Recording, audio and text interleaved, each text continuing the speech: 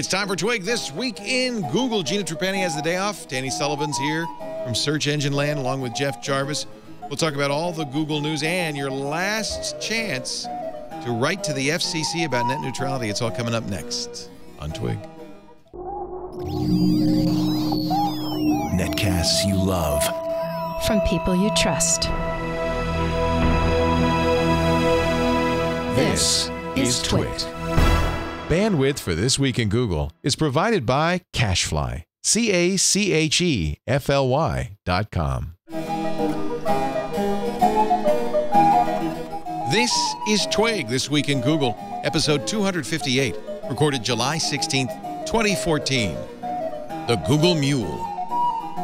This Week in Google is brought to you by Hover.com. Hover's the best way to buy and manage domain names. It's simple, it's honest, it's easy to use. For 10% off your first purchase, go to Hover.com and enter our promo code TWIG7.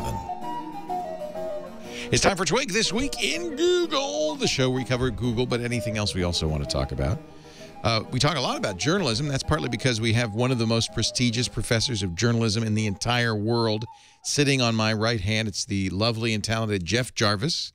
Professor I'll try not to bore you with journalism today and try to stand up to substituting on Gina Trapani's screen. Ah, you are on Gina's screen. So you're on my left hand. Yes. I apologize. I was looking over here. But wait a minute. It's Danny Sullivan of Search Engine Land. A great person to fill in for Gina Trapani. Danny, great to have you. Thank you. It's good to be here. Gina has the day off, as you probably figured out. Oh. I put some journalism stories in here, Jeff, because I wanted to ask you about them. Oh, okay. See? I think of you, man. All the time. I sense the audience running away at this very minute. Well, yeah, it's funny. I was talking to Abby about it, and she said, "Dad, that's kind of inside baseball, Dad." But it was an article in Medium from a BBC tech journalist who says tech journalists are facing extinction. Very soon, I won't be needed. David Lee writing here. Oh yeah. Danny's yawning. Said it all. I don't know. It's like this on top of yet another SEO is dead article. I almost tweeted yesterday that telegraph marketing is soon will be dead. No more ... dash ads in your inbox. Exactly. And okay, in that case, yeah, because no, I don't think tech journalism is going to die. He actually makes the point that I would make, which is that he was talking about basically how in the 90s the BBC had an internet correspondent, and the notion that there's an internet correspondent, everybody blew everybody's mind. Of course, nowadays if you don't cover, if you're covering the news, you're covering technology, and I think that that's probably really more the story, which is technology journalists to survive need to be techno experts writing about everything else. And I think that's a fair way to put it. A journalist is always a journalist, and that's not going away. But I mean, so that's sort of like saying everybody uses money, so we don't need a money correspondent. Right. Yeah. And the reality is I agree with the idea that you don't necessarily have to have a reporter who just covers the internet because it's a weird new thing. On the other hand, it's extremely helpful to have a reporter who covers the technology beat because they want to do in-depth coverage of what's going on in the technology beat in a way that you don't cover or don't understand if you're just a general assignment reporter. In mainstream media, yep. And I deal with this all the time, and we saw this with the whole right to be forgotten stuff, where you'd have people who didn't know search engines who would understand what they thought was going on with search engines and make assumptions that weren't necessarily correct because they weren't search journalists, and they weren't even tech journalists. They were like, I'm a political journalist, but I understand some of the technology stuff, so I guess I know what I'm talking about.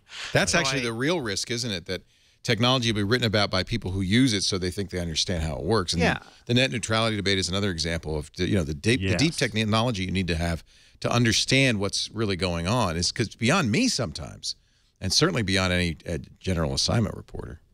And I think you get both of those, by the way. I think that sometimes it's great to have someone who doesn't understand technology because they don't sometimes get so caught up in trying to Right. explain all the nuances, and they just approach it as a normal, Right. and you get a better perspective in that way. But I think you'll still have tech journalists as well. Yeah, just I mean, like at some point, it's another way to express it is when everyone is a tech journalist, no one is a tech journalist. And part of the problem with tech blogs, as don't we know, is that the explosion of bad Xeroxes getting weaker and fainter with each copy is really ruining the field to some extent. And there's only so many good ones. You are one, Danny. I think Recode is good. I think The Verge is good. But there aren't many now. There's a lot of crappy copies out there. Right. And that affects the field. But that doesn't mean that it takes away from the need for people who do it well. Article in New York Magazine about Kara Swisher. Did you see this? The picture I can't figure out. It looks fake. She's It very does. It looks like camouflaged it's in one of those. It looks staged. Silicon Valley's most feared and well-liked journalist. I'm not sure about the well-liked, but feared for sure. How does that work? I like You the one said that. further down, I which is didn't. hidden in the trees. It's the strangest picture. It looks like it's like staged. She's supposedly talking to Jane Metcalf, founder of Wired, who has apparently people from 10B movies, extras from 10B movies happen. I didn't know very Jane Metcalf strange. wore a scarf, kind of like I don't know, Steve Tyler and Like Arlo Aerosmith. Guthrie. Very good. That's it. Okay, you got it. Yes, that's it. Good. You win. Apparently then she- behind to the right looks like an extra out of costume from Ben-Hur. This just begs to be photoshopped. and then you got with the guy with the gimme hat, Yeah, who looks like he's out of some baseball movie. yeah. It's a very weird picture. It really is. It's funny because I think probably people, kind of gloss over it and start reading the article, but you and I both went, what's going on in this picture? Strangest thing. And they do point out. I couldn't come up with a way to tweet about it to say what was so weird about it, but it's very weird. It's also the way it's lit. It's very odd. Anyway, we shouldn't focus on the picture because it's really about Kara. We just did. Sorry Good for about her that. for getting. But I laughed a lot because at one point it says, one of the reasons for Swisher's unusual status in the Valley is her longevity. Now 51, she began covering tech in the early 90s. Yeah, I kind of laugh. Wow. That long ago. Anyway, she certainly is one of the most powerful people. And she's one of the best. She's very good. Let's give it. The Recode really has high standards, and for them, a scoop is really a scoop, and they link to things. And She's very good at that. Here's the thing to me: before Recode, when they were at the Journal, Mossberg was the brand. He owned it. Now, to me, Swisher is the brand. Yeah, I agree. And Walt's not been writing a whole lot at Recode. He's kind of the elder statesman at this point. Yeah. Speaking of But weird even pictures, more- did you scroll down to see the picture of Kara? Yeah. That's weird Yeah. too. No, that's Yes. great.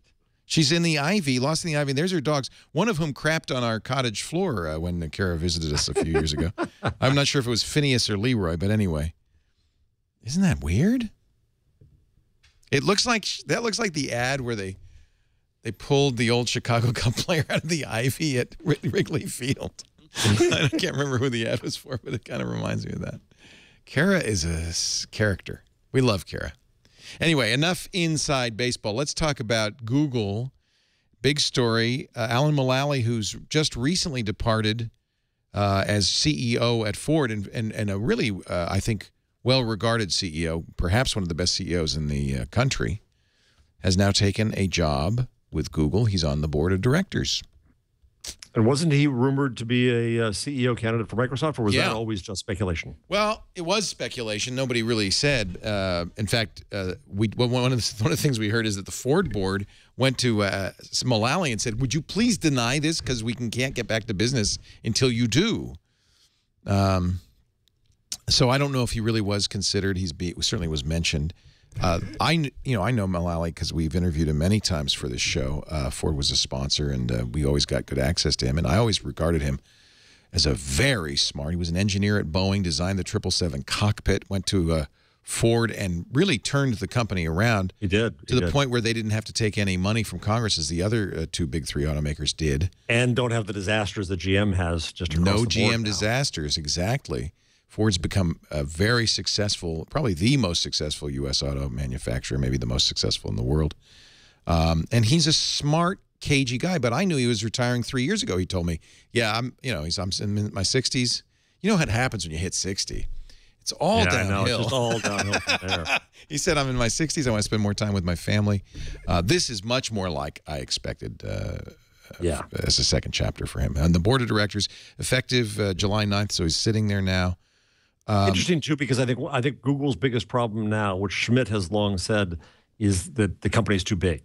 It's hard to manage. I hear that from around there, that it's siloed and it's got issues. And you take Mullally from a huge company like Ford, and I hope there's some insight to figure out how to keep Google to be Google. Yeah. Yeah. I wonder, you've served on boards. Yes, tiny ones. Tiny. What is how important? Well, see, I guess it depends on the company. For instance, Microsoft's board is really a rubber stamp. There's only a few people with any power on the Microsoft board. The rest are just there to say, yes, sir. What is, I don't know what maybe you have some insight. What is the Google board like? Is it strong-minded individuals? I don't know. No, I don't think so. Let's look who's on it. I think, Larry is, and Sergey, of course, and Eric Schmidt. John Doerr, there's a strong-minded guy. That's true. General partner Kleiner Perkins. Diane Green.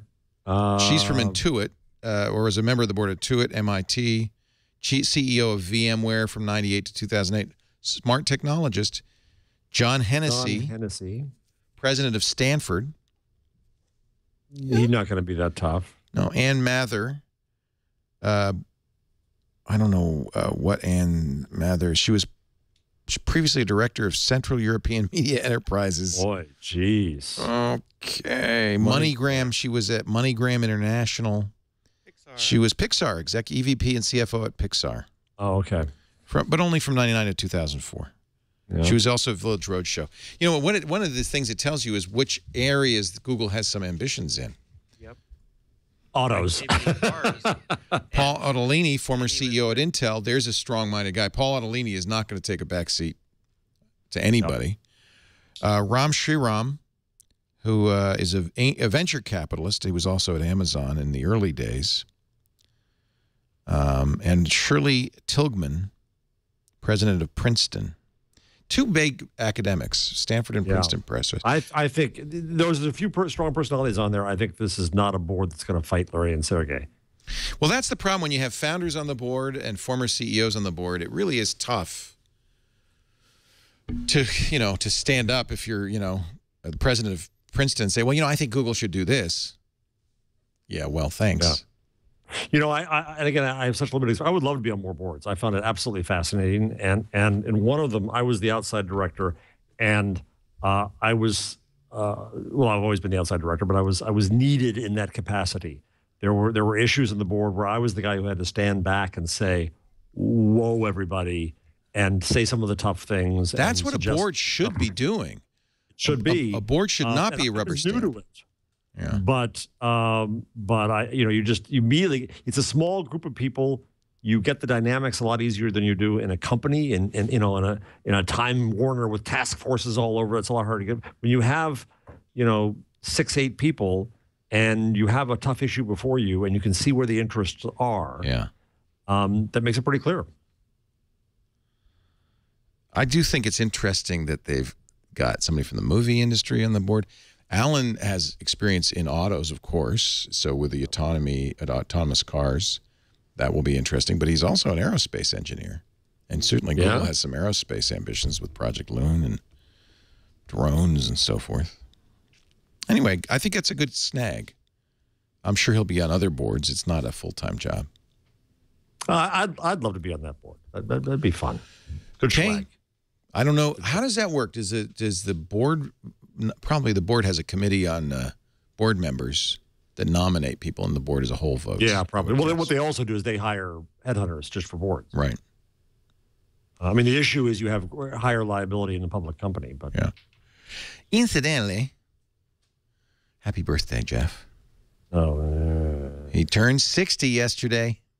My entire comment on it was 60 period, F word period. I saw that. I loved that. That was that. That's how I started my day yesterday with that little choice post on Google+. I loved it. Is Google+ dead? Danny, what is going on with Google+? Google was kind of at pains. They didn't mention it at Google I/O, but Larry, in an interview, was at pains to say we're very happy with it. Oh, yeah. Yeah, he was very excited about it. If you were more excited about Google Plus, you I guess I don't want Larry to be that excited about anything if I wanted to survive. Well, it was Violet Blue who blamed Sergey Brin, in no uncertain words, for letting her down. Now, the good news is one of the things Violet Blue was so mad about was the NIM wars early on. Google Plus demanded you use your real name, and people like Violet Blue and others who, well, either didn't want to use their, I guess her real name is Violet Blue, so that's not an issue, but there were others. Our own Dr. Kiki, Kirsten Sanford, who is best known by her brand, Dr. Kiki, had trouble being Dr. Kiki. She succeeded at some point, didn't she? Yeah, she succeeded. Lady Gaga succeeded. You know, if you're a big name, you succeeded.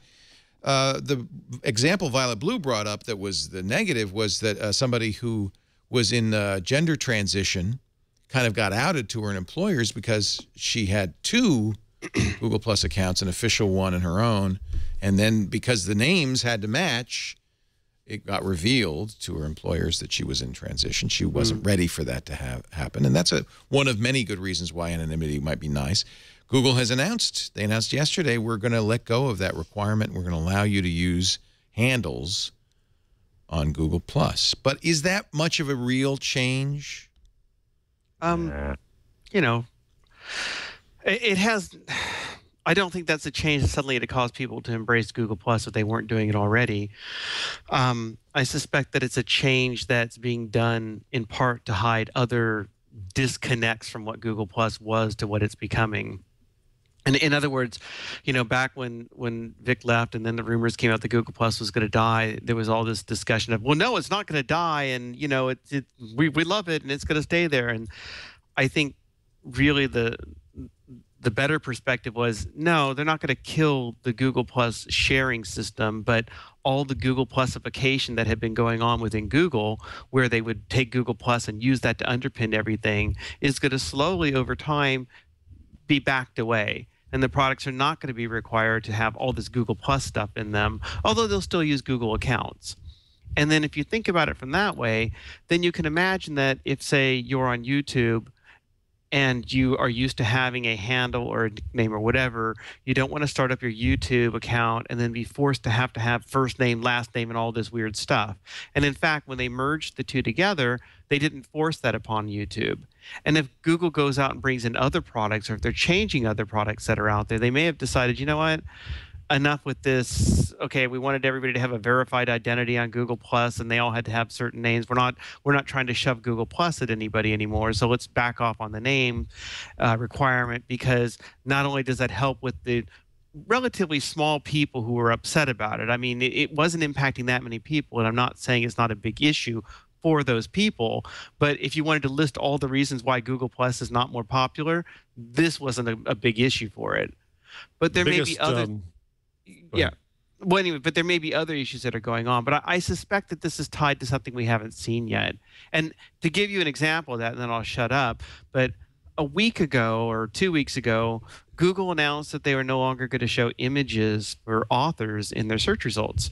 So it used to be Google's on this big thing like you should use Google Plus and tell us your name so that, and then link it to your website so that if you've written a post, we will have a picture of you that will show along with your name and you're an author and everything. And they dropped all that. And everybody's like, well, why'd you drop all that? Because you told us that this was really big and it was really helpful and it did a lot of good stuff for people.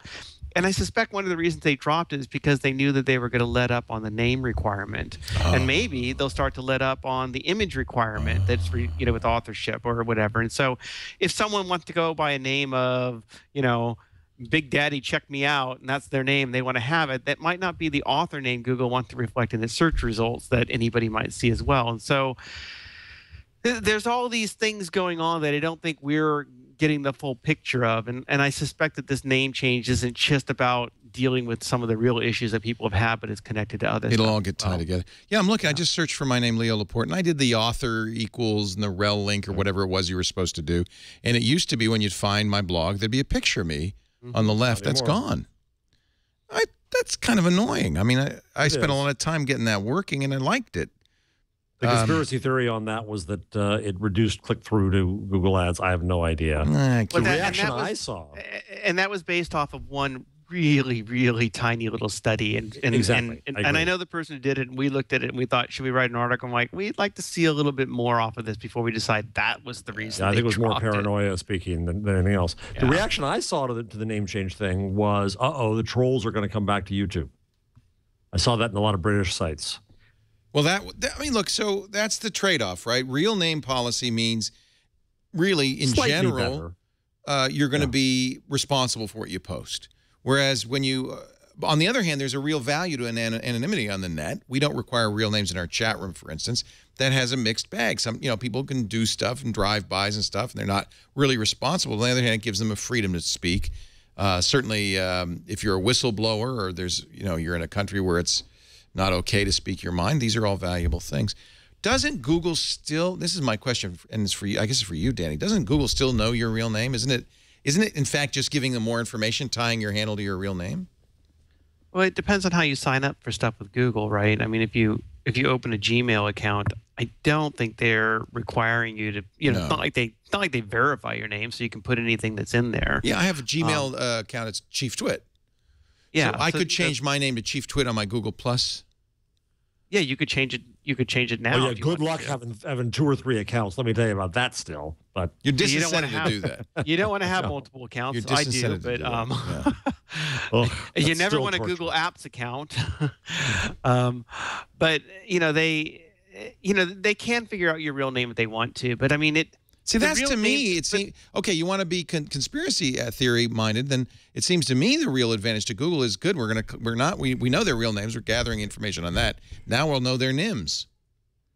I think the real name issue kind of goes to something else that seemed to be part of what Google was trying to do, which is that, and this goes to Eric Schmidt's book that he brought out last year, which is that, Google had this belief, or seemed to have this belief, that the more they could verify everybody's identities, the more they could then decide this is good information, this is bad information, we can trust this person, we cannot trust that person.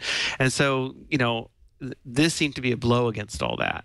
Right? If you're not going to be verifying people and having them use their names, then this whole thing that you were spinning up about how we're going to have verified information and so on, it doesn't work as well. Although you get other benefits that come out, which may be information you weren't going to get because people didn't want to share it under their own names. Yeah, I think there's I have a slightly different take on this, and it's in Kuwait, so I'm not saying it's complete, but I think that, and we had a little bit of this discussion a few weeks ago when Zuckerberg said he was breaking up the Big Blue app, and he doesn't care if you use WhatsApp for chatting and you use Instagram for photos and you use Facebook for this and so on and so forth. Google's essential structure is that they have an underlying relationship database on top of all kinds of apps, maps, mail, calendar, and so on, that generate signals about your context of what you're doing right now and help Google give you better service as a result, right? So what should that underlying database look like?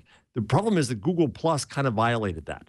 It said, everything social is right here in the same thing. And if you want to do photos, it's here. And if you want to do talking, it's here. And if you want to do Hangouts, it's here. And you got to come to Google Plus to do that. And I think that's anti-Google.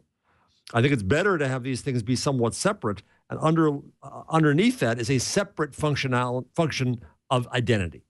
And so I think identity needs to be a lot more sophisticated than it is now, where you will have your real name here. Wasn't a good enough policy. Obviously, when you use Wallet, Google knows something real about your identity. When you use Android, Google knows something real about your identity, maybe not your name, but they have something that is tangible to tie into. And so there's a quality of identity that I think is much more subtle and enters into things as we move forward. And it's not as simple as saying, number one, you must use your real name in Google+, and number two, all these functions fit with that identity in Google+. That's what was getting them in trouble somewhat. So I think separating them out as concepts will let them develop in ways that I can't predict. We know they're sitting there at Google, and they know exactly what they're up to, and they're listening and laughing. Yes. You mortals, you mere mortals. We fooled them again. I think it's reading the tea leaves as best you can. Yeah. I just think, Jeff, that underscores what I was saying. I think Google does have a coherent database, and giving them your NIM is just one more signal. It's very easy for them to correlate that with your real name. It's all it all is in the service of gathering as much information as it can about you. Yeah, and the solution to the damned multiple account problem which has never been solved. Yes, it's never been solved. And they promised and promised and promised. They said, "Oh, we have the same problem. We're going to solve it." They haven't. The solution is for me to have the facility to say that and that is me. But that's what author equal it did. Well, and but the same with my that's two accounts, me. and they should want to do that. I think this kind of goes to what you're saying, Leo, where they will and some of what you're saying, Jeff, where they were trying to force us all into one place. If you flip back and look at Facebook, you have a Facebook profile, and you can decide to put stuff out on your Facebook profile as you want.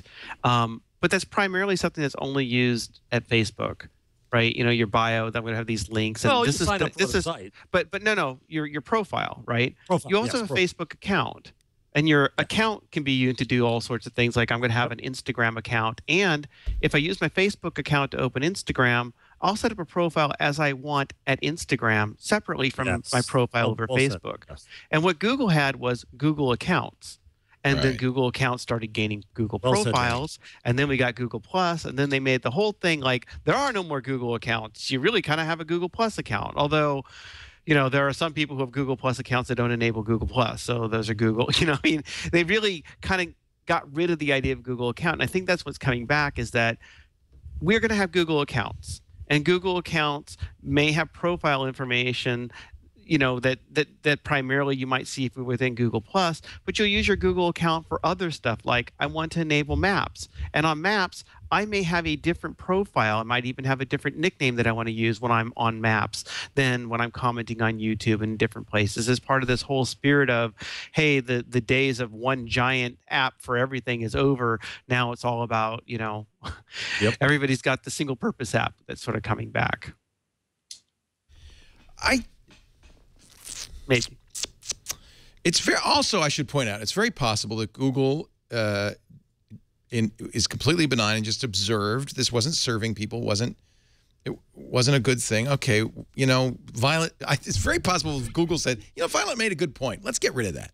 Or it could be that Vic was, I mean, I get religious about things. Or this could be Vic's thing. Religious about it. And he's gone now. Okay, now he's gone. Well, does anybody really care about that? Yeah. No? All right. Well, there's an engineer in the thread it was a really, really long thread who actually commented and said this was in the works before Vic left and Vic was all aware of this. So it wasn't something that happened.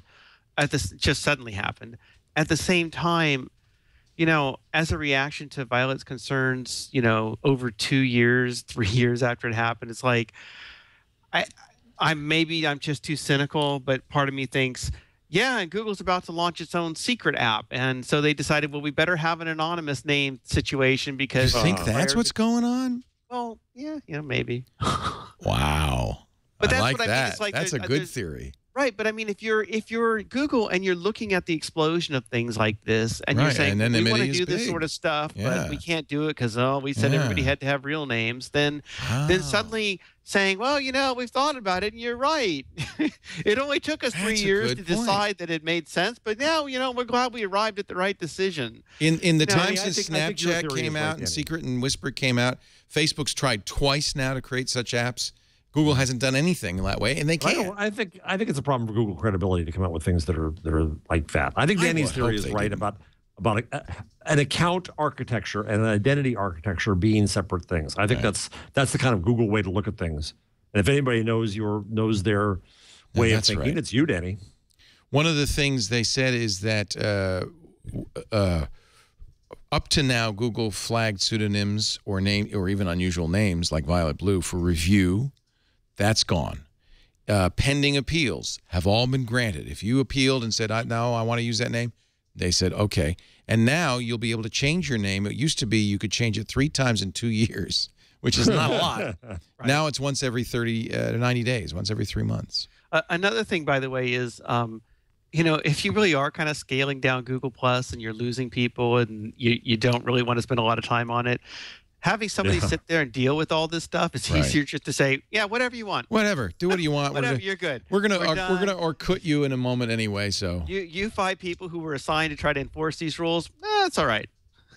I like real names on one hand. I mean, I really have mixed feelings about this. Real names do raise the quality and the tone of the conversation. To the degree that people are or have been able to use phony names on Google Plus is the degree there's been trolling and harassment on Google Plus.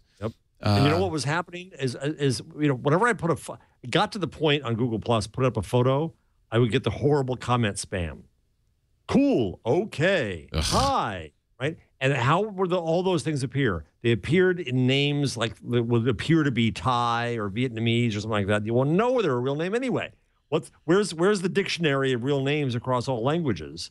It's pretty hard to give anybody the job to say that Twang Dong is not a Vietnamese real name or it's a made-up spam name. Who's to say? Here's the good news. We've had 3 years of real names. That's enough.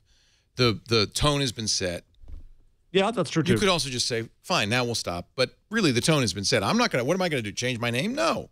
Yeah. So it's a job done. It would be another way of mission accomplished. Another way of describing this. Google, one of the creators of Google Glass has gone over to Amazon. I thought that was kind of interesting. Maybe, I don't know, maybe Babak Parvez, who is one of the research directors on Google X, maybe he's going to Amazon to do Glass at Amazon, or maybe there's other big projects. Glass has such cooties now that nobody cared that he left. Yeah. He did also do Google contact lenses, which is something that's actually starting to come to market. I think that Novartis has proposed, or at least research. Yeah. Yeah. Well, they have to do FDA approval. Obviously, it's not imminent, but these would be contact lenses with circuitry that would be able to do things like, for instance, measure your blood glucose level. That's something Google doesn't probably want to get in the business of, because you have to get FDA approval. It's a medical device. It's kind of a different kind of business. Let Novartis do this. That's what they do so well. I went and spoke at Novartis once in Basel, and the size of the structure of having to test things, I mean, I knew it intellectually, but when you sat down and saw how many people they had to get for each test and all they have to go through for the data, Jesus, it's unbelievable. Oh, I mean, for good reason, but yeah, absolutely for good reason. Yeah. So there's that big New York Times article we all saw that by Andrew Ross Sorkin, who somebody said is Wall Street's favorite Times reporter, that Rupert Murdoch offered $80 billion for Time Warner. But buried in there is the notion that now that Time Warner turned it down, now that Time Warner has turned it down, it might be in play, and that Google might be interested. I think that's the most absurd speculation of the month, because Google cannot own content. It just would put itself in terrible channel. But it does. It owns YouTube. Owns all sorts of content. No. But that's not. No, that's not. That's a platform for content. It doesn't own the content there. It doesn't. Even when it bought Next2 Networks, it kind of shoved the content aside and kept the platform. And the problems they have in Europe now. Let me mention one more. Problems they have in Europe now about complaints that they advantage their own stuff. Well, yeah, they're going to push their own maps, and that's okay. But if they start pushing their movies against somebody else's movies, the antitrust festival is just going to be gigantic. I can't see them doing it. I don't care. I mean, back when the rumor was in the day that, Google could buy the New York Times, I used to be the same thing. Like, well, no, they would never do that because they don't own content, and that's a real conflict. They own all sorts of content now, and I've given up trying to figure out if there are no-go areas for Google or not. Are there reasons why they wouldn't do it, and are they going to do it? There's good reasons why they wouldn't do it, but yeah, I could see Google deciding that they want to buy a network, and they could buy something like Time Warner, and they could decide that they want to sell off parts of it, and we want to keep the cable thing. And what would they, we want to keep this as a continued experiment of what we're going to do in delivering information and access. Really, why would you want anything that's in Time Warner? Yeah, what? Oh, I want AOL. Possibly. What would you want? I guess that's a good question. What does Time Warner own? They spun off the cable division. That's the one that Comcast is acquiring. No. Well, they spun off the cable, right? Which maybe they might have wanted. Time Warner Cable they might have wanted. That's not there. But that's delivery. Yeah. They spun off the magazines because they have cooties. Right. And so it's HBO. It's the Warner Brothers Studios. Yeah, Google should not own HBO. I agree with you. But I don't think Google should own YouTube, frankly. But that's another matter. When Sorkin wrote of this in the Times, I guess Variety magazine asked Jeff Bewkes, the CEO of Time Warner, about this speculation. And Buke says, I know nothing. I don't know word of whether he did it in a Hogan's Heroes accent. I know nothing. So we don't know if, this is classic rumor crap. That's also Rupert Murdoch having fun and putting Time Warner in play. He loves doing. You got to think he just loves that. I mean, if you're ancient, you're rich. Let's just play with him. Yeah, the interviewer's going. I got interviewed by the BBC a few minutes ago. It's everybody's going to speculate and have fun with this now. It's around Sun Valley. It's silly season. They do stuff for the Allen Conference. Hey, let's take a break because when we come back, I want to talk about what some are speculating is a massive shift to Gmail. Too bad Gina's not here. Maybe you talked about it last week. I don't know, because this is something really Gina would have something to comment about. A Gmail API and how that might change things. Coming up. First, though, a word from our sponsor, Hover.com. A better way to register and manage your domain names. It's how, when I discovered Hover, I moved everything over there. By the way, they have a great concierge service that'll help you move your sites. The valet, they call it now the valet transfer service. For free, they will move your sites over to let you know, which, by the way, is not an insignificant chore. I wish I had used this valet service because there's other domain name companies that don't want you to move, and they'll lock your domain. They'll make it hard. The valet service does it for you for free. They transfer all the DNS settings. They do it all so easily. And the cost, $10, and that includes an additional year on your domain. Right now, Hover's having a sale on all the new domain name extensions through September 1st. Whether you're an existing customer or a new customer, great time to start a new project. Every single new domain, deep discounted. I'm talking .club, .ninja, .guru, just about anything. Geeks, developers, designers, programmers love Hover. They know it's going to be simple. They're done with the idea that you try to buy a domain name and you have to go through 80 pages of yes, no questions. You want to buy this? You want to buy this? All that upselling.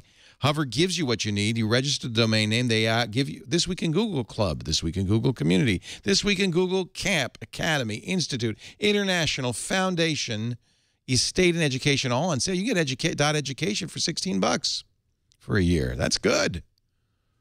Look at all of these. They make it so simple. They give you who is domain privacy because they know that you're going to want that. You can add email to any of your domain names. That's a real good reason. You may say, well, I don't need to do a website. I'm not doing a website. But let me ask you, are you still using at AOL.com, at Hotmail.com, even at gmail.com as your email address? What if you decide to move next year? Are you going to have to tell everybody you're changing names? Best thing to do this when your kids are young. I did it for Abby and Henry. Get their name and as a domain name. Then they can say, hey, my email, it's Abby at abbylaporte.com. And no matter what they use, from now on, whether they use Gmail or anything else, they just have it forwarded by Hover to that system. They're so good. Very powerful DNS management, bulk management tools, a fantastic support team, the best support around. They're famous for their no wait, no hold, no transfer customer service. When you call, you'll get a real leolaporte.exchange.holiday. Oh, I need that one. .email. See, there you go. Get your name.email. See, would you see if Laporte.email is there? Because then I could say Leo at Laporte.email. That would be a good name. That would be good. Quick, get it. Quick before somebody else does. Hover.com. That's one of the problems with Hover. It's so easy and quick. People can jump in. I'm going to do it. I love Hover.com, and you will too. I want you to go to Hover.com and get 10% off your first purchase. All you have to do is use the offer code TWIG and the number 7, TWIG7, because it's in the 7th month. We thank Hover so much for their support. Let me just see. Could you, let's see. That's management. See, by the way, the management console is so cool. I've got the who is privacy. I do lockdown, and I have auto renewal turned on. Look at I have all twit.careers I have. Twit agency, Twit company, Twit equipment, Twit expert. I love that. Let me see. Let me just try. See, add a new domain. Unfortunately, Laporte.email has been taken. Like recently? I'm not sure. I searched for it right after you asked, and it was gone. So sorry about that. I can get Laporte.today, Laporte.link, King Leo, Laporte.guru, Laporte.fm, photos, pics, webcam, recipes. See, wouldn't you like to have like your family name recipes? .wiki.report, Laporte.report. Ooh. Let's add that to the card. It's on sale. It's $16.81. Laporte. Laporte. You can get domains with attitude, so you could get. Here's one for you, Jeff. Laporte .gripe. We could have Jarvis .gripe. You got a problem with that? This is fun. This is really great. I highly recommend you play with Hover. Sign up. I moved all my domains there because it's just the way to do it. Hover.com.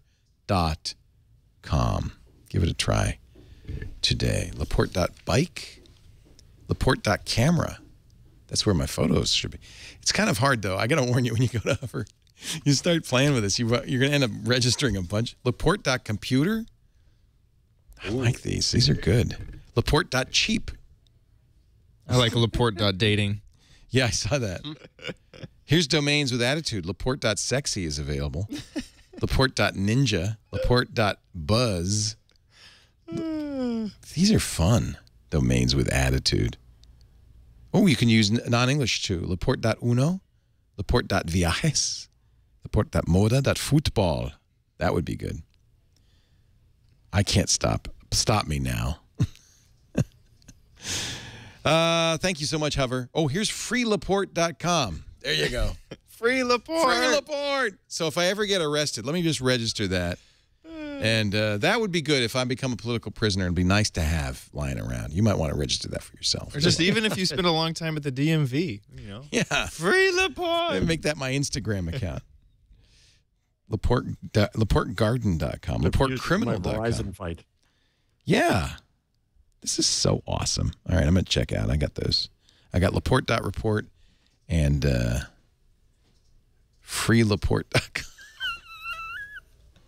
I love it. All right, ladies and gentlemen, what was I going to say? Oh, Gmail has announced an API. This is one where we really wish Gina were here. Because, you know, The Verge wrote a story. This is more than just like a little announcement. This is the new Gmail. Maybe, Danny, you can elucidate. Oh, gosh. I'm not even up on it. Yeah. Well, the idea would be, I think it was easier, it's easier for third parties to interact with Gmail. And yeah, well, I can fill this in a little bit because I've struggled with Gmail's IMAP. Gmail's IMAP implementation is non-standard. It's one of the things that screwed up Apple Mail. Because, really? Yeah, they do some things that are not supported in IMAP. For instance, you can use IMAP to get your Google Mail, but, you know, Google's labels are not IMAP folders or labels. Oh, yeah. And you can have multiple labels on a single message, which IMAP does not allow. That's why they're not folders. So it's a potential problem. And IMAP implementations with Gmail, just you won't necessarily get a one-to-one match. So, but IMAP is an API, if you think about it, as is POP3. These are agreed-upon protocols for contacting a server and interacting with it. You say, give me the mail. I got the last message I got was this. Give me everything new. The server reacts. There's more to it than that, but that's basically what a protocol does, what an API can do. But I think Google's responding to the complaints about Google's IMAP by saying, look, we're going to give you better than IMAP. We're going to give you a full API. So if you're an email client, you can do all the things that IMAP does and then some. They say it doesn't replace IMAP, and I think you'd still use IMAP. Isn't it more than that, Leo? With an API, now any application can work with your Gmail account. Exactly. So you can now imagine email as being more integrated with other things. Exactly. Now, there are limits. It really isn't an IMAP replacement because there are a limited number of calls that you can make each day to the API. So it's much more what you're describing, Jeff, where I'm using a program, maybe I'm using Flipboard and I want to email something. Normally what Flipboard will do is launch an email client and do it that way. With an API, if you've got Google credentials in Flipboard, you could just have Flipboard send it. Or you could create a new WowWee calendar application that can schedule things with people. In fact, and stuff. In the story that I read, Sunrise, which makes a fabulous web-based but also Android and iOS calendar that uses Google Calendar, said, yeah, we could use this. This would be good. So, yeah, I think this is – I'm not sure I would agree with The Verge. This is the next generation of Gmail. No. But we don't know. It depends if somebody invents something amazing with it. Right. They still don't have a Write API. They have a limited API for Google+. Yeah. Ellis Hamburger, writing in The Verge, says the Gmail API could turn our email accounts into gold mines, and that's a good thing. Remember, Google started this before Gmail, you deleted the mail as you went because you didn't have enough storage for it. And Google's whole pitch with Gmail was, don't delete, save all your mail, and now you have great search, and that mail becomes a database of useful information. And this just takes it to the next level, I guess.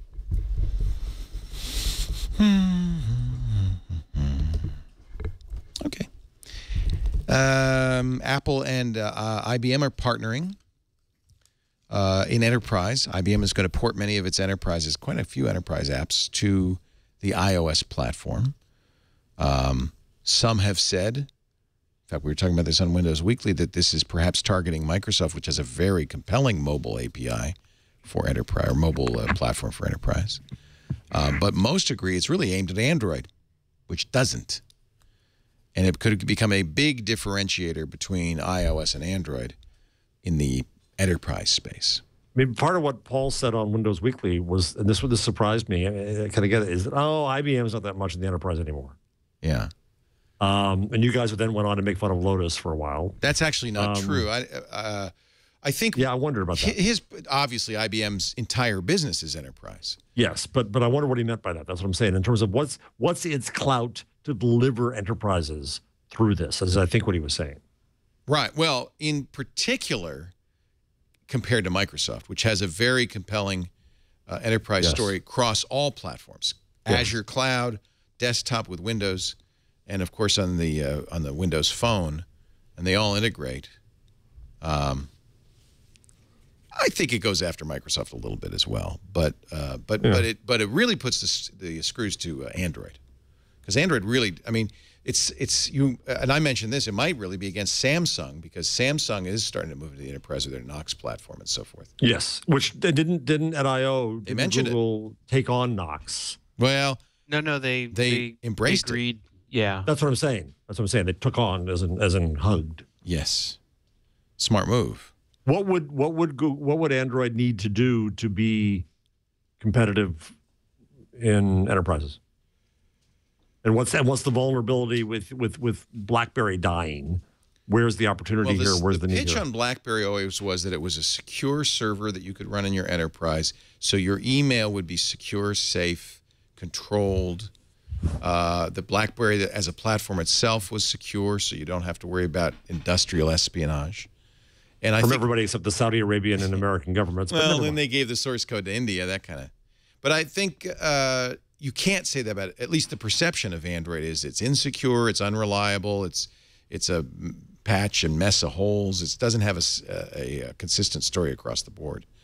iOS has a much stronger, I think, story there. What this is in response to is the fact that business was owned by BlackBerry and Microsoft until 2007, and all of a sudden the iPhone came out and people started bringing their own device to work. And IT directors who had first rejected this were forced to embrace it. Mm-hmm. And that's really changed the landscape. All of a sudden you're seeing iPads in business. You see iPhones everywhere. It's put BlackBerry out of business. I think it's one of those, partnerships, the IBM Apple partnerships, one of those partnerships that's you see every once in a while where two companies get together because the enemy of my enemy is my friend, or something like that. Hidden from Google.com. It's not quite what I want it to be. It's a little too manual right now, but I do hope it can be automated to find you everything that had the right to be forgotten that's now memorialized and Streisand did forever. It was just a matter of time before somebody did this. A list of search results omitted, erased, or censored due to the EU's right to be forgotten. Oh, yeah. That completely bogus, made-up site. It's not real? No. Oh, crap. Yeah. Yeah. Oh. In fact, if you look at the first comment, like one of the first comments should be mine asking the guy some questions on how you came up with all where do this. you get this stuff? So is there He's no... just I think they guessing. get it from occasional stories or something. There's no mechanism. There's no mechanism. It's guessed. No. And so, for example, take the third one, Mario Constella Gonzalez. I'm probably not pronouncing it right. That is the guy who caused. He's the one who whole created right to be this. forgotten thing, right? The whole thing, Yeah. right. To my knowledge, he hasn't actually filed a right to be forgotten request. And actually, if you search for his name, you will still find That's the whole thing that kicked all this off. So that's bull. Yeah. So some of these other things, they've taken some of the ones down that I called out and said that that wasn't correct. Oh, you did? All right. But you don't necessarily know that these are correct. What So they have on the right is a link to the source, and it seems like the sources are news articles about. But the sources and news. So what's happening is Google sent notices to publishers saying we have taken an article out of search results for names we will not tell you, or name or names that we will not tell you.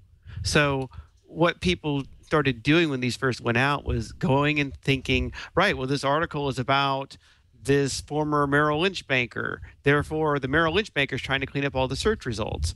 And in fact, in that particular case that happened with the BBC, it wasn't around the banker. Google came back and finally said, actually, it was one of the 27 people who commented on the article who decided they didn't want that article showing up with their name.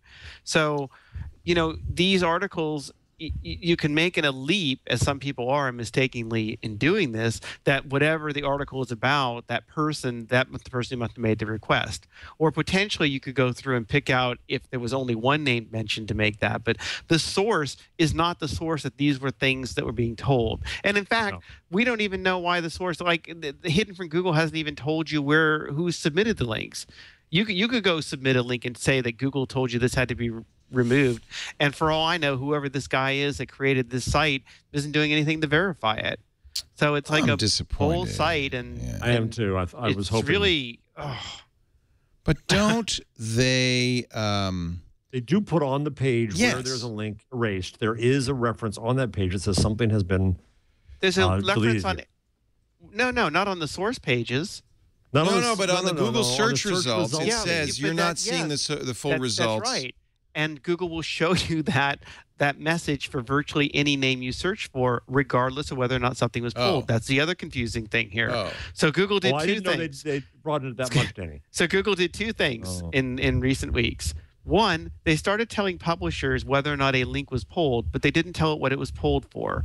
Two, they started putting increasingly, and eventually it will be for every name for someone who is not a celebrity, I'll explain that, a disclaimer at the bottom of the page that says some results may have been removed, or some results may not have been removed. because the problem is Google wants people in the EU to understand that this kind of censorship is happening. But they can't put it on just the places where it's happening, because in some cases where somebody has a common name, then that's effectively outing the particular person to say, and they made the request. So their policy is, we will disclose on every common name that we can come up with, and we're rounding it out even more and more. But basically, if you do a search for a name and you get one of these notices, we want a notice to come up for any name you search on to tell you that the results may or may not have been censored. That is not an indication that any censorship actually happened. And then the reason you get the exception for the celebrities is because if they started putting that on just every celebrity name, then people would assume that celebrities are going out. It's like the reverse. People then would see this for celebrity names and assume the celebrity is trying to keep something out. So they're not trying to make it show up for celebrity names so that people don't get the wrong impression in that regard. So, and these two things are being connected. So this site is bull. It's like bull. It's like crap. No one should share it. No one should talk about it. This kind of site may emerge. With care could be done to help you understand that, but a lot more care should be happening than what's going on with this guy's site. Well, what about the judge that says? What about the judge that says Microsoft has to delete or reveal email stored on servers anywhere in the world? The U.S. judge. Remember we talked about the Canadian judge that said Google had to delete stuff on its servers everywhere in the world. Well, now there's a U.S. judge who has said that Microsoft. Doesn't matter. He says it doesn't matter where the data is stored. It can be stored overseas. There have been a few cases like that where judges have tried to say, if it's in your control, that's sufficient. So all of this is happening. But this is part, and I've got this article eventually I'll get to called "The Myth of Google Censorship." There is this game that gets played with countries that want to censor search results and Google, and to some degree other search engines as well. You see this with Microsoft. And the game is like this. Well, we want to regulate the internet, and at the same time, we know there's no possible way we can regulate the internet when we don't control the whole thing. So if we want search results censored, we're going to tell you to censor the search results. And Google will say, okay, French court, we have now removed the results from Google France. Censorship is done. And then the court goes, aha, you have removed it from Google France? Nudge, nudge. All right, we get it. We've done the censorship. We're okay, because no one in Google France would ever go to google.com. Aha. And this is like what happened in China, right? There's a whole thing, I think, in Stephen Levy's book where he talked about how when Google had to do the censorship in China, they censored the stuff for China. They didn't censor it for .com, and no one really thought to look at the .com site. They don't think about it. So, okay, we have censorship. And that's where the server data is stored. It's the same sort of thing. Oh, you're a company doing business in our country. You're a company doing business in our country.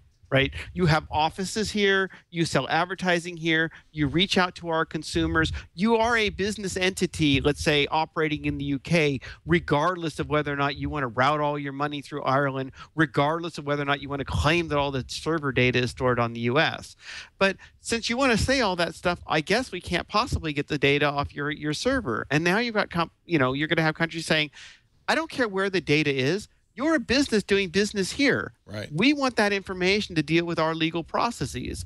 And in some cases, there are legitimate reasons to say that. Some cases, not legitimate, right? But it's sort of this like calling bull on this whole, well, it's not located in the country, therefore, I guess we can't touch it. Because data only lives in only has jurisdiction on the part of the cloud. If you run a cloud, if you're Google that runs a worldwide cloud, the argument that, well, you can't get to the data, with your legal request because it's in the U.S. doesn't hold up.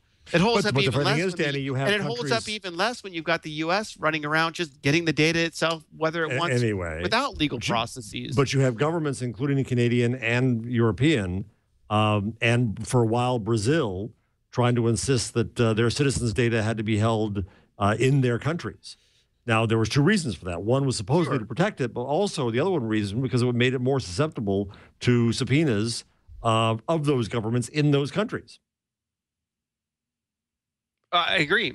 I mean, you're absolutely right, Danny, but I kind of liked this phony dance because it kind of preserved the integrity overall. Now, if any country says, well, we don't, China says we don't want any information to show up on Google about Falun Gong, and then enforces it worldwide, there goes any information about Falun Gong, whether you're in China or not. And that worries me. Doesn't that not worry you? I mean, I agree it was a fiction, but it was a useful fiction. Oh, no, I mean, there's all sorts of things that I get worried about on when you want to make data requests or you want to make censorship requests and everything. But I think we're about to go into this new era of the myth of, well, this is only happening on this server or this is only happening in this country. I think that's going to change. We know that and it's all the same. But it's going to make we know that, but it becomes much more complicated if you're a politician. You get called out on it because now you can't. Because now you have to decide: do I want to turn this into an international incident? Yeah. Do I want to, So maybe maybe then the right way to do this is be honest and say it's everywhere. Now what are we going to do? But the Chinese government can still rule, hey, we're going to block. You have to block all search results for Falun Gong worldwide. Then what? That's the problem I had with Sarkozy and with Vivian Redding. Right. When Vivian Redding in Europe said, I want Europeans' data held to European standards all around the world. I'm going to dictate this. I'm going to dictate law all around the world. Well, then that's nothing that stops the government of China or Iran or so on saying, we want the same freedom. And or if Germany says you cannot sell Nazi memorabilia on eBay, you only change that in eBay Germany, but you sell Nazi memorabilia throughout the rest of the world. Now, this is Germany says no, Yeah, then what? If you have to pull out of Germany? And so you end up with the lowest watermark of freedom and the highest watermark of regulation. And that's my fear. That I hate that. So what's happened, Danny, is we had a useful fiction, which everybody knew was a fiction, but at least it protected, it didn't bring us to the lowest. To understand the rationale behind Larry's Island. Mm. Right? So take one of those hover domains you had, FreeLaporte.com.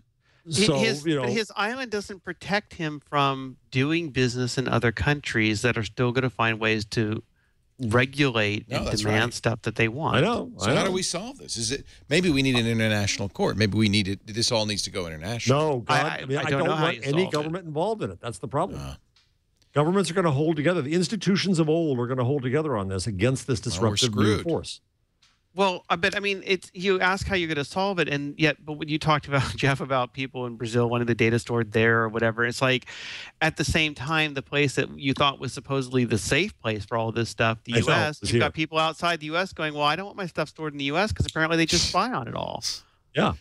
So, we need a dark net. We need an underground net run only by the technical elite, the hackers of the world, and just keep government out of it. What do you say? No. Okay. Because you still need. I think that there's a place in the world for rule of law, and I think that we should have reasonable laws. A lot of place for the rule of law. Right, and I think we should have reasonable laws, and that. But should it be the lowest common denominator of freedom? No, but I think that if Google were serious about not wanting the censorship to happen in the EU, for example, they would say, okay, we disagree with this right to be forgotten and that it's implemented so badly that we won't do business there, or we won't follow this law. Danny, they're not going to. I know that, but you ask how. But they have a fiduciary responsibility to their shareholders. Full disclosure, I am one in a small, tiny bit, to run the company well. If you're not going to cut off all of Europe because you get pissed off where that is, you just can't do that. They did it to China. No, they didn't really. They didn't. Well, they did do it in China. They pulled off of China. They're not, running. Yeah, but they weren't really. But A, they were prevented from doing meaningful business in lots of ways there. B, they still serve Chinese consumers through Hong Kong and through .com, and it still works. Yeah, but in the way that they want. And what Google could say is, look, we are going to, it's. I agree with you. They're not going to do it, but they're not going to do it. But they're not going to do it because it is too expensive for them to do, not because it would be the right thing to do. So, and when by the way, did they not go back into China? Did they not find, after the... They don't do the censorship anymore. If you try to go to Google China with the Chinese extension, I think either get redirected or whatever. Google.cn goes to Google.hk. Right, and then in Hong Kong, they just do whatever they want. Right. And I can't recall what the situation is with their business operations that are there. I think they can still have business operations. But by virtue of not acceding to the censorship demands, they made it more difficult for them to try to grow the market share that they were already struggling with from the earlier also, the Chinese have made it virtually impossible for any foreign company to succeed there, so they weren't succeeding anyway. Right.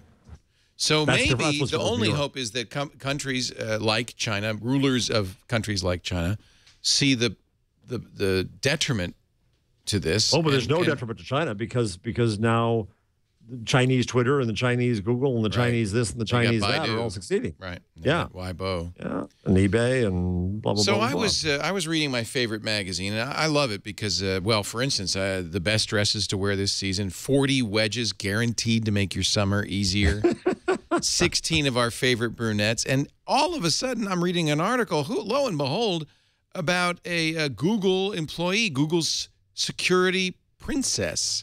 I was getting ready to be all upset that this was sexist and horrible. But I was too, but wait a minute. Before you get to the good part, because it is all right, but I do have to read this. Tabriz appears to wear black almost exclusively. It's slimming, she says, shrugging. Not that she needs to worry about that. She has a simpatico face, always worn bare, that could easily lead from one ethnicity to another, and a classic Gap in its heyday, sleek tomboy aesthetic, dark wash jeans, clean line crew necks, and Chuck Taylors with the occasional bomber jacket thrown on top. And when I read that, I thought, was born for this. I thought, oh crap! But it turns out Tabriz, who is in charge of security, information security at Google, and yes, indeed, her card does say "Security Princess." This is actually a great article. Yeah. And it's related to, this is Elle Magazine, which is a fashion magazine, and it's related to their Elle's Women in Tech series. There's an article, Why We Need Women Who Code. And despite that one paragraph, a lot of this is actually pretty good, isn't it, Jeff? Yeah, it is. It's well written. And the fact that she has the irony to make that her own title is kind of delightful. Yeah. So it's a profile of her, and it really talks about her as an intelligent person. They talk about Stegen. I don't know why I'm seeing an Estee Lauder ad, but that's It was time. I don't. Oh, well, wait a minute. Maybe I do need Estee Lauder lipstick. They talk about steganography and how she used steganography. This is actually a article worthy of Wired magazine.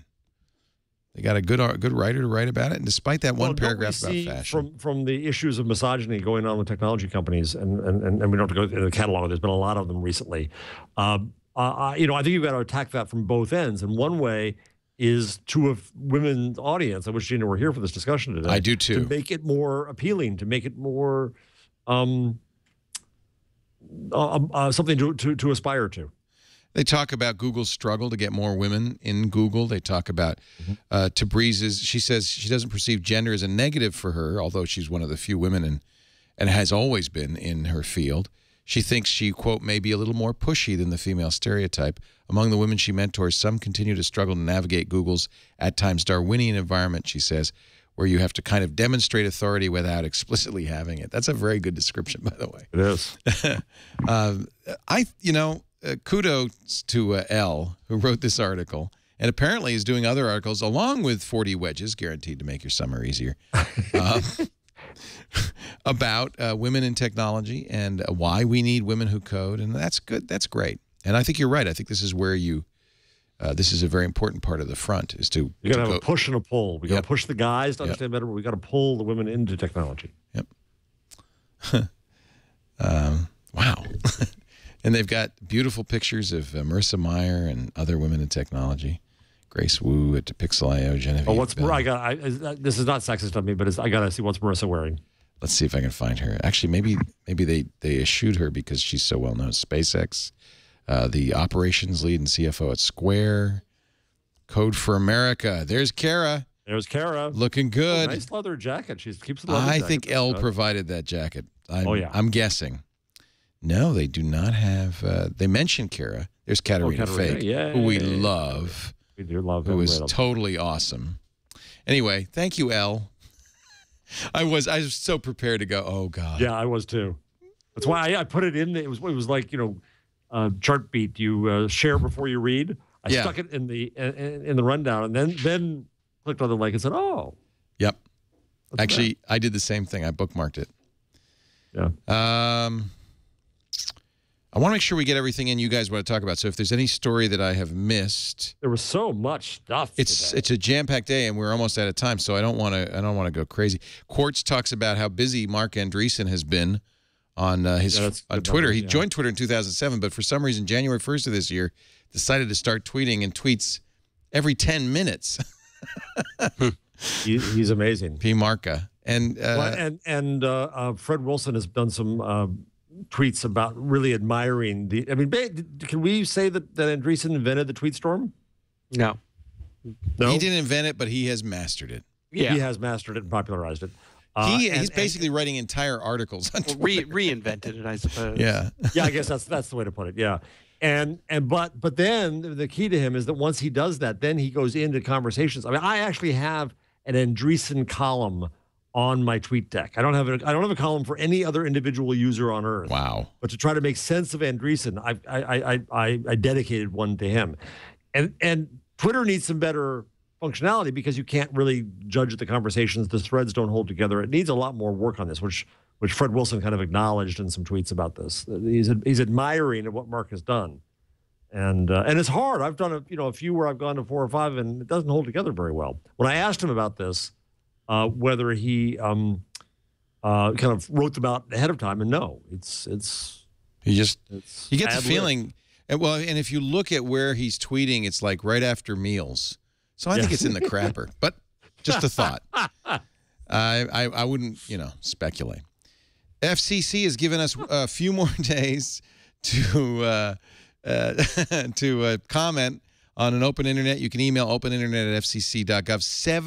780,000 comments so far. It was to close on Monday. This is, of course, on the FCC's server out again. Yay. Keep up the good work, folks. I called into Howard Stern today to urge his viewers. He had John Oliver on today. Before John arrived, I called in to say, everybody's got to do this. I filed my comment. It's on Buzz Machine if you want to see it. Good. We all should be filing to the FCC. I want to see 1 million by Friday. If you haven't seen John Oliver's screed against cable company effery, a.k.a. Open Internet, or pro-Open Internet, a.k.a. anti-net discrimination. Do watch that on his show. See, the terminology is what's really killing you're getting us. your double negatives all. He's saying you shouldn't be calling it, you shouldn't say I'm for net neutrality. You should say I'm against cable company effery. Yes. And it's on his, the week, what is it called? The week ahead, the week behind, the week. Last week tonight. Which is a great show. Yeah, and you can see it on YouTube. It's a 15 minutes well spent. And then email openinternet@fcc.gov or visit the FCC's own site where you can. Or else we're going to have people like Comcast in charge of our lives, and Veronica Belmont and Ryan Block certainly know what that looks like. You know, I saw this when they posted it on Google Plus and immediately said, you know, I'd love to play this on the radio show. Little did I know that every media outlet in the world would pick this up within minutes. It's everywhere. It's on the Today Show. It's on the Nightly News. It's everywhere. I'll play a little bit of it. You've certainly heard it by now. Veronica and Ryan are moving, and, of course, good friends of Twit, and they're moving. He was the former, the founder, well, not founder, but former editor-in-chief at Engadget, founder of, I forgot, Geek, right? Gidget. What is it called? Digit? Gadget. Brilliant guy, great guy, regular on Twit. So is Veronica. They were moving and they wanted to cancel their Comcast service and take up a new service called Astound, another provider. Brian is in the other room while Veronica's trying to do this, and after about 10 minutes of hearing her get more and more frustrated, he gets on the line and records the conversation with one of the most return the cable card for us. aggressive retention specialists I've ever heard, a Comcast representative. Comcast apologized via Twitter almost immediately. It sounds like you don't want to go over this information with me. I mean, if you're not wanting to go over that information, okay, then that's the easiest way to get your account disconnected. I am declining to state why we are leaving Comcast because I don't owe you an explanation. So if you can please just proceed to the next question. If you have to fill out your form, that's fine. Please proceed to the next question, and we'll attempt to answer that if possible. Right. So, I mean, being that we are the #1 provider of internet and TV service in the entire country. The guy will not take no for an answer. But you know what's beautiful about this is that Ryan uses a customer service tone of voice back on the customer service. He does not lose his temper, which I would have. You and the F word like you wouldn't imagine. I would have been going berserko nutto. And my kids can tell you what that sounds like. But no, Ryan stayed extremely calm and just said, "Are you done? Are you done now, sir? Can you go to the next page? Because I want to cancel." The guy says, "Well, I've already done it." And then Ryan says, "Can I have a confirmation number?" He says, "No." First of all, Comcast admits it's an employee. It's not some third party. This was an employee. But also Comcast doesn't admit this is the culture they've created. Right. They try to blame the employee, or we're embarrassed about this employee. I'm sorry, no. This guy is doing this because he's afraid he's going to get shot when the prisoner escapes. I think that we agreed. We talked about this, I think, yesterday or the day before. I think we agreed that the likely case is that this representative, it will cost him money, either cost him a bonus for every person who cancels on that phone call. So the guy's fighting for his life. This is not about Comcast. This is about money. And so whether Comcast is embarrassed, whether the guy is poorly trained is not the issue. You create this culture by rewarding people for not letting people cancel. And one hopes that Comcast will get a better idea thanks to this. Somehow I doubt it. Anybody's ever spent any time on the worst thing that happens, and this has happened to me because I've had similar conversations, is that you get tagged by the office of the executive at Comcast. And I think it was because I'm a internet broadcaster, radio broadcaster, but for some reason I kept getting calls from them, and they're even worse. They're supposed to be nice. They're supposed to, oh no, but Brian really cares and wants to make sure you're happy, but it ends up being worse. I end up yelling at her too. So if you, I gotta say, I mean, that stuff's not uncommon. What surprised me though was I had in like the past 2 months, I had two things that I had called AT&T. You know, you're dealing with your cell phone, you don't normally think this is gonna be great, but I had called them because I was trying to check on the new plans, and you know, they had come out with this new plan for the family plan or whatever, and it ended up like reducing my bill like $60. Right. And they put me on it, and it was like, yeah, we'll move you over to this is much better. You should be on this sort of plan. And then I went and I got a new phone, and they're like, yeah, we're gonna give you this new phone. You know, I bought the new phone. I'm like, oh, I want to pay full price. I don't want to be on the contract or whatever. And then like, okay, and by the way, we're gonna take $100 off because you've been a regular customer for so long. And I was like, what? I don't understand what's going on here. And then the other day, Time Warner, this was like last week, I get an email from Time Warner because they're our cable company here, and we don't use cable with my use them for the internet, but they're like, we've sped up your internet speed, and you just need to order this new box and we'll send it to you. So I'm like, oh, okay. So I get the new box and I plug it in, and I'm having some trouble with it. And of course I plug it in at like 1 a.m. right? And I call and somebody answered the phone right away, and they like talked me through it, and I get it all going, and I went from like 10 megapixel whatever to like, you know, to 30. I mean, like I have speed like I can't believe. And then I was having problems with the router, and they sorted all that out, and I was like, I'm sorry, I thought you were like my cable company. I was supposed to hate you. You know? I mean, I was like, you know, so I've been in that kind of situation that Ryan's been. I've gone through that with like Verizon when they kept changing my hotspot, and they started charging me for a hotspot they didn't. I went to the iPhone, and suddenly the hotspot that I never got charged for, they started charging me $30 a month for, even though I paid full price for the iPhone. And I can't tell you the number of conversations I've had with Verizon where they just go round and round like, well, we don't offer that plan. And I'm like, I know you don't offer that plan, but that's what I was paying, and that's the reason I paid for the new phone, and you're supposed to give me the same thing I had before. So why isn't somebody just enabled to do this? Try getting a Nexus 7 connected with those bozos. yeah. Yeah, well, I mean, and so Now you know why Jeff's so angry. But in contrast, it has driven me. I was a nice guy before that. It's driven me so much in insanity with Verizon that I am seriously thinking about just leaving them entirely. I mean, I have 3 different phone providers because, you know, you go out, because you do it professionally, you want to have every network and you can cover the stuff. And then they're like, and so I look at the Comcast thing and I think, yeah, you know, you're maybe going to lose some people because you didn't manage to retain them. But the better way to retain us would just be better customer service, even if we want to leave. Well, that must be apparent to Comcast at this point, because this is a huge black mark of this. You know, company. you think it would be apparent to them, but what happened with the whole Comcast guy and all that stuff and all these things, and I'm waiting for my.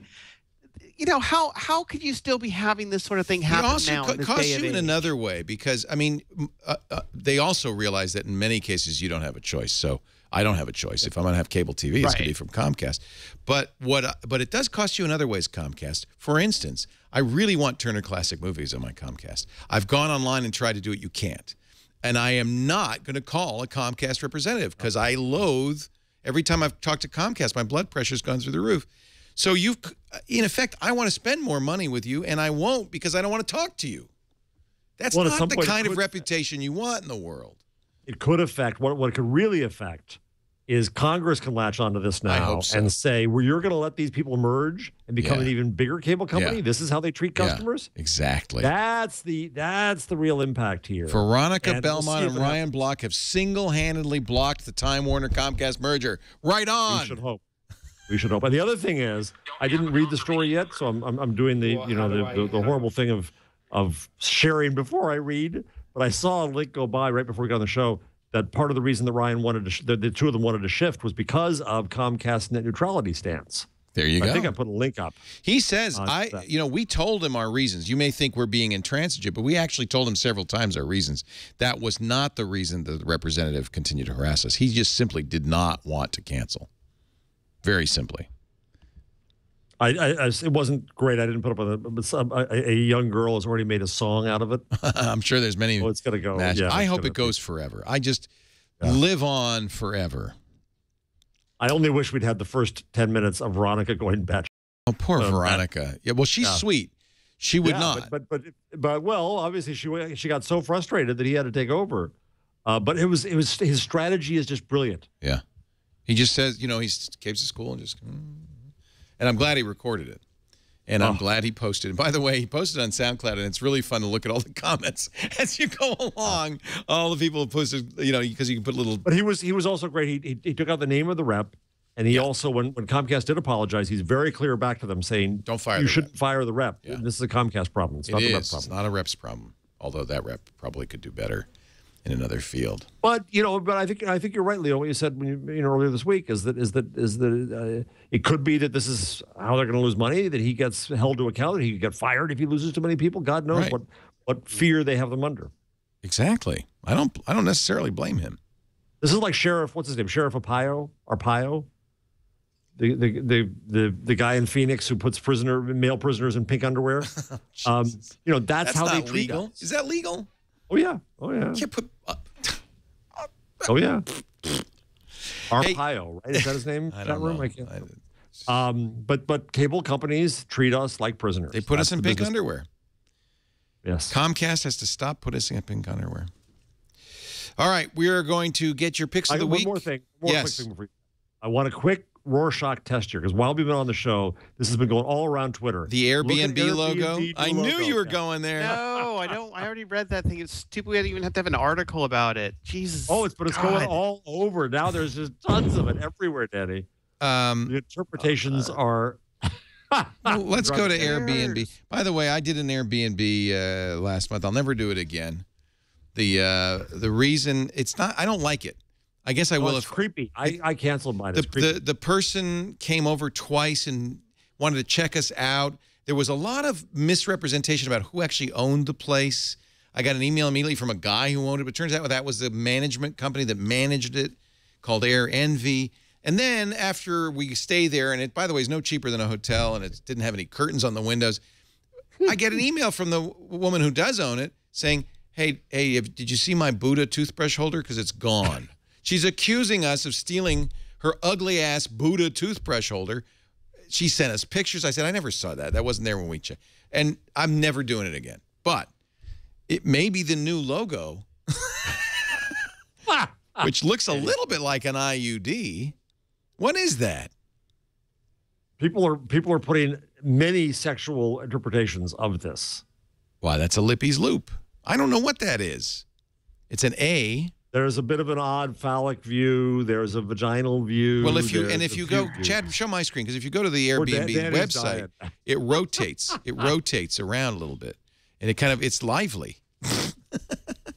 It's a lively, and it does seem a little bit. It's a little pointy. They have made videos about it, explaining it. Anyway, I know Airbnb's not for me. I'm sure it's great for people who like. I don't like regular B&Bs. Oh God, no. It's too intrusive. I want anonymity. Yeah. I want somebody who's in the business of hoteling, not like it's a hobby. Where's the minibar? Excuse me. Yeah. No minibar in an Airbnb, or maybe there is. There was a stove, there was a refrigerator, but there was no microwave. I don't know why. All right. Enough of that. Do you have Danny, I don't know if they warned you, but we'd like to get picks, tips, tricks, anything you'd like to share with us? I got an earlier, I could hear that coming up, and so I scrambled. But yes, I do. If you were to type something into Google like schedule an appointment, yes, you will find that now within the search results, you can create an appointment for your Google Calendar. Oh, that's the way to do it, that's Google. So Gina Trapani of you. Which means if I have Google Voice turned on. Oh, yeah, you might be able to do that as well. Schedule an appointment at 5 o'clock for a dentist. Google, schedule an appointment for 4 p.m. with Leo Laporte. With Leo Laporte and Twit. I wonder if I could do that. Now Google's Google, thinking. Schedule an appointment for 4 p.m. with Leo Laporte. Shh, don't say anything. It's a pity you can't see my screen. It's awesome on my screen. My screen's doing crap. I think I broke Google. What happens is after last week's show, tons of people complained that every time Gina said, okay, let's do it right now. Yeah. Okay, Google. Okay. Everybody thinks we're waking up. It's like I can't believe that story you're talking about earlier on the Xbox, and what was his name? Yeah, Aaron Paul working on of everybody's Breaking Xboxes. Bad.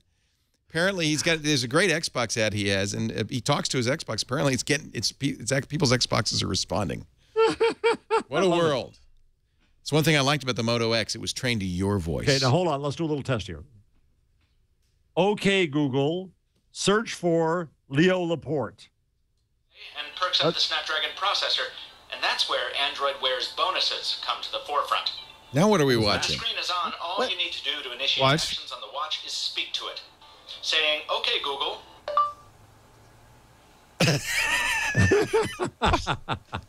What happened? It was a video, and in the video he said, "Okay, Google," and the Oh, it that was launched his the screen. Yeah. It Google was responds. It was exactly what you were talking about. This is the phone's Okay Google jumps in after it pauses the video. You can watch. It pauses the video that's playing. That's so funny. And then opens up Okay Google, and see, there it goes.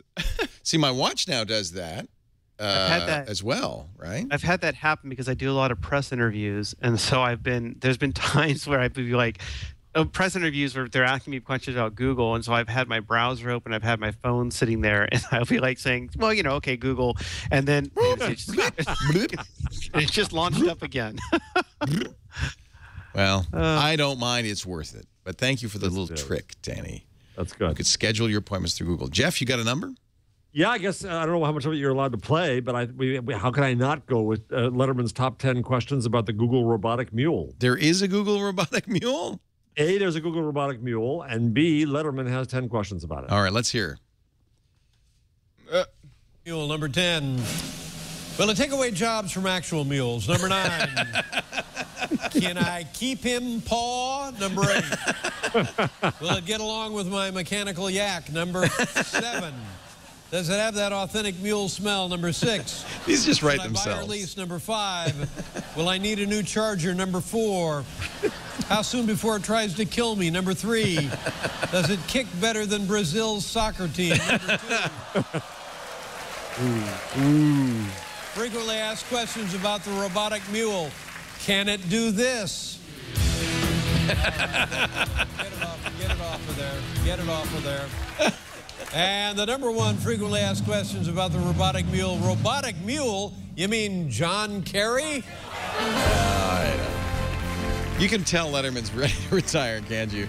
Yeah, He's he's basically phoning it in at this point. He doesn't even want to read it. My pick actually is this watch. I like it. Did you guys get Android Wear yet? Mm. You're not. What do you mean? From?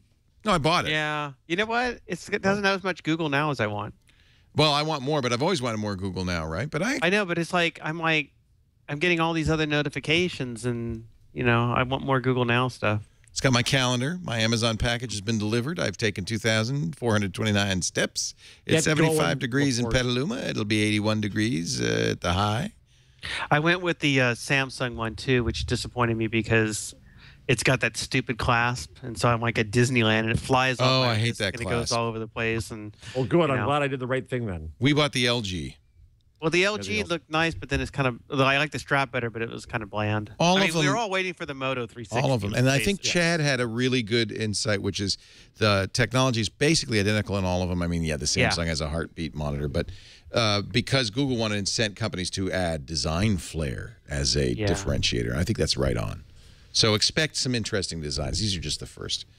I don't know. I was not a fan. I've abandoned every watch and device I've had, including the Pebble, which Chad has. This is a Pebble, but it's a little bit nicer. I've been meaning to ask, is Chad considering giving up the Pebble? I would if I had $200 to drop on it. Yeah, that's yeah. I'm still rocking the Pebble, and I still love it. Better battery life on the Pebble. This you have to charge every night. Right. Yeah, this one will last about four days. The Pebble will.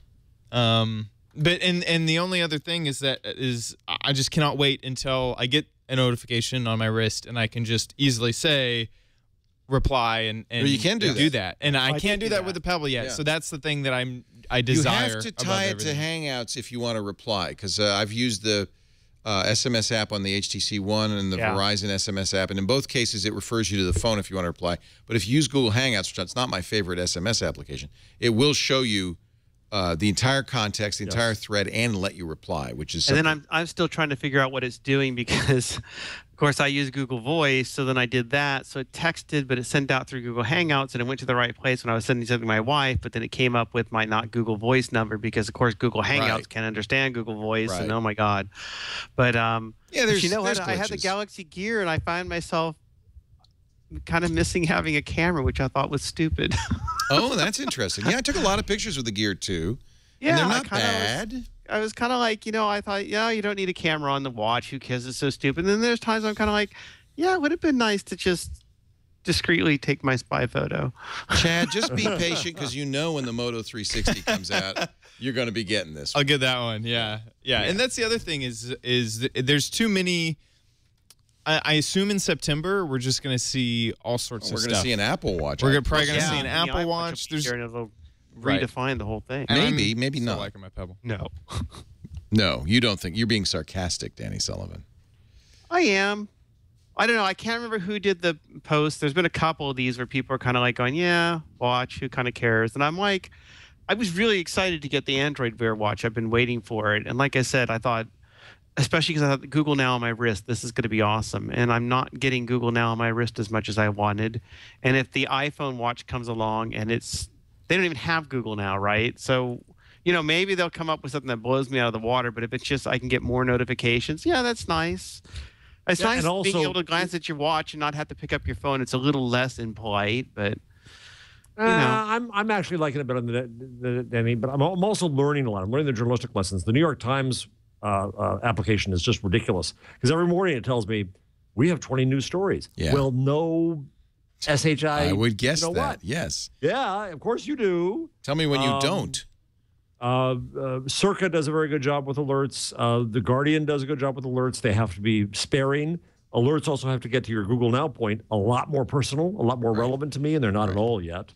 But that's all going to come because that'll come. We're basically using software that didn't even envision the watch. It's kind of it's like push pull it. It's just you're getting the standard stock notifications. Presumably they will get better at that.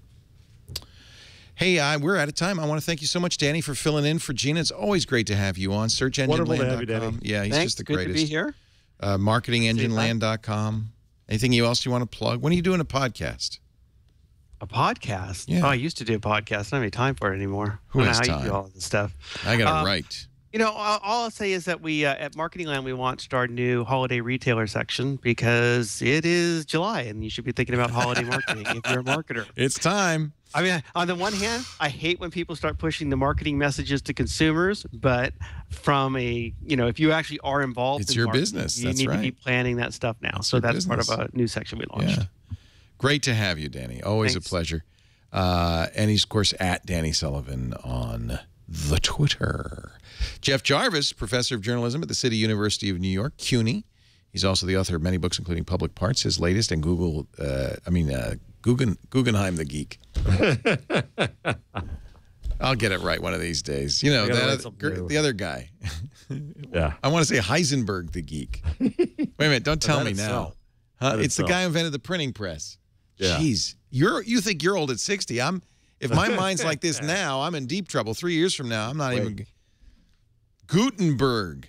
There you go. The chat room told you, didn't they? No, they didn't. I just made it up. And he also blogs at buzzmachine.com. That's where you can read his comment to the FCC. And hey, Twig Army, Twit Army. Get on What's it. the address again, Leo? Open internet at fcc.gov, or you can go to fcc.gov/comments. Please, you have till Friday. It doesn't have to be an essay. Just do it. You have till Friday. They extended it. Do it. What would you recommend? If they're going to write one line, what would you recommend? I believe in a free and open internet. Please. What? Declare ISPs common carriers and give us freedom. I basically what I said in mind was it was the Al Franken rule. We don't want to change the internet. We want to keep the internet from being changed. There you go. Like it.